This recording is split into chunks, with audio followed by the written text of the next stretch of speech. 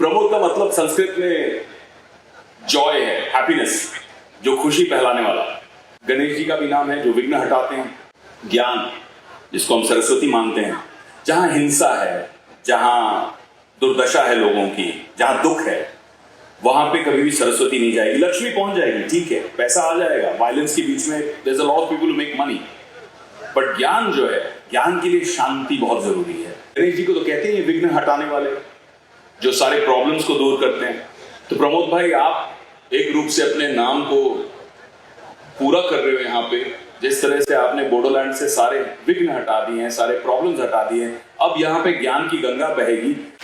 मुझे लगता है पूरे भारत को आपको थैंक यू कहना चाहिए, क्योंकि 20 साल ऑलमोस्ट आपने अपने प्यारे बोडोलैंड के लिए जीवन के बिता दिए आपने, और वापस अपने इस बच्चे को, हमारे बोडोलैंड के बच्चों को भारत माता की आपने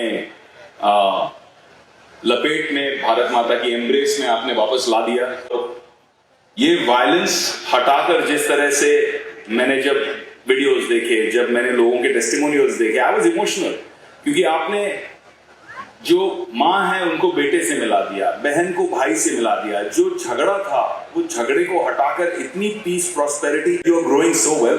सबके साथ विकास के रास्ता में मूल मंत्र कार्य के